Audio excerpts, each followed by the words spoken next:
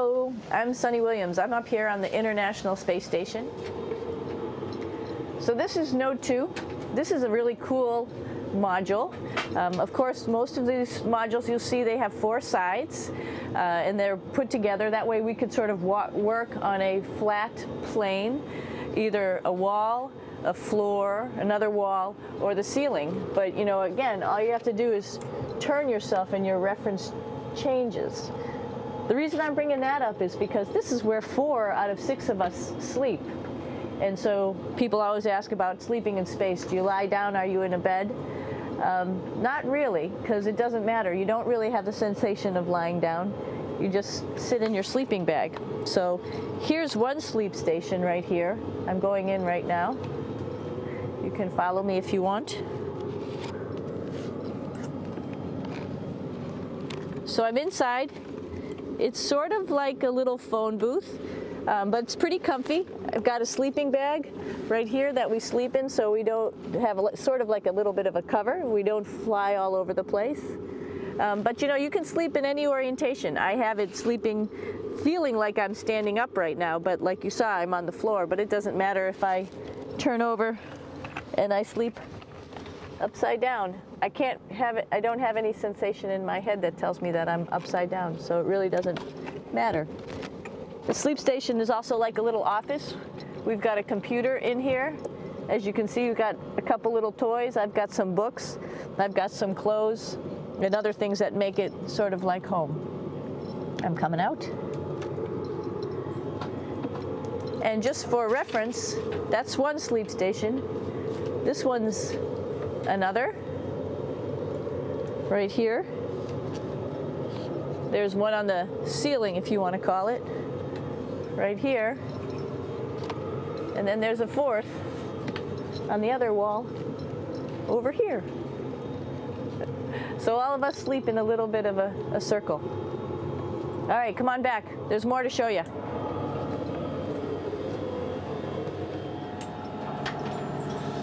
I know that there's some questions about how to use the bathroom and how do you actually live in space like normal, like at home. I mentioned real quickly about getting up in the morning and brushing your teeth and washing your face. Well, how do you do that?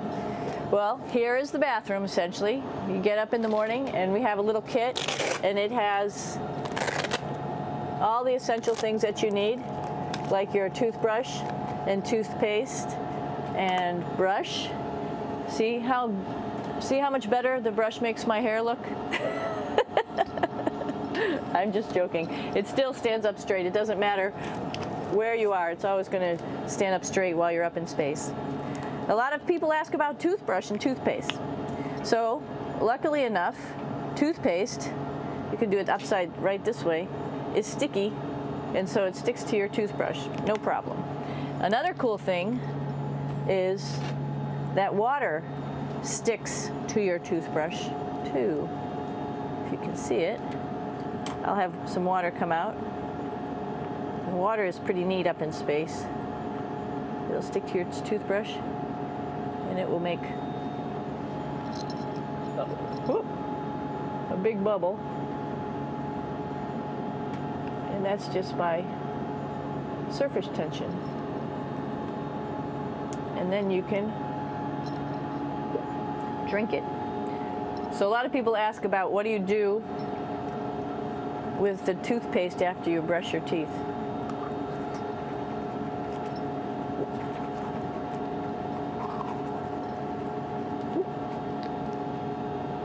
Two options. Swallow it, and it's sort of like mouthwash, but it tastes a little gross. Or you can just spit it out in a paper towel, and then you don't have to worry about it. Swallowing thing I wouldn't recommend at home. I'm only up here for 4 months, so it's not that bad. One of the most pressing questions about living in space, of course, is the bathroom. So let's take a look at that little piece of work. Come on in.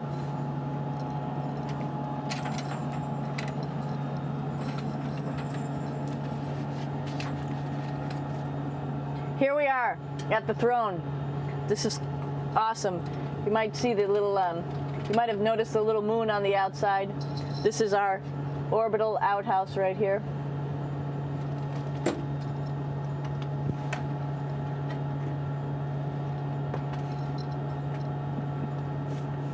And of course, it serves for two functions.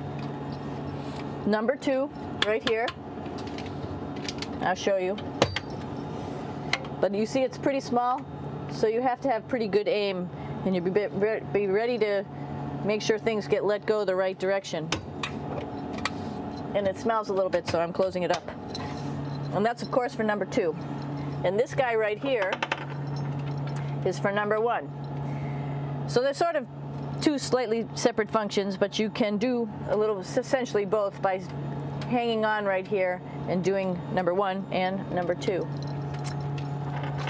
I might add it's color coded, so you really don't get it mixed up, which is nice. This is yellows for number 1. And also there's a selection of paper. People always ask about toilet paper. What do you do with toilet paper? What kind of toilet paper do you have? We have gloves, just because sometimes it does get messy.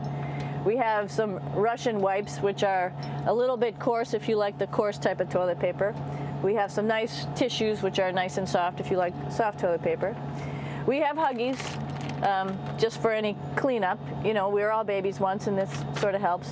And then if things get really out of control, we have disinfectant wipes, just to make sure we clean up here. Because, you know, just like the water I showed you, the number 1 stuff can sort of go all over the place if you don't aim correctly. And did I mention both of these have a little bit of suction, so they should keep things going in the right direction. But like I said, sometimes things get a little out of control if you are out of control yourself flying around. So we have lots of protective stuff. And of course, you do have your privacy. There's a little door, so other people know that you're in there. Here's a pretty cool place. This is sort of like in your house where everybody meets in the morning. After you wash your face, brush your teeth, you want to find something for breakfast. And this is our kitchen. You might notice there's all sorts of foods here. It's like opening the refrigerator. You got all your different stuff that you want to have: drinks, meats, eggs, vegetables, cereals, bread, snacks. And that's a good place. That's where you find all the candy. Side dishes, and then some little power bars just in case. So we have all this type of food. Some of it is dehydrated, and so we have to hydrate it, fill it up with water. Some of it is already made, and then all we have to do is heat it up. So something like this, I'm pulling out barbecued beef brisket. Pretty yummy. Not only is this food made in the US, but we also have food here from Japan. We've got Russian food. As you can see, all these red containers are filled with food that's from Russia. And then we get some of our specialty stuff, some things that we like, some of our favorite stuff that your family can send up. In fact, I like fluffernutters, and so I got sent up some fluff so I could make my fluffernutter with peanut butter. So you have a lot of food up here, no problems.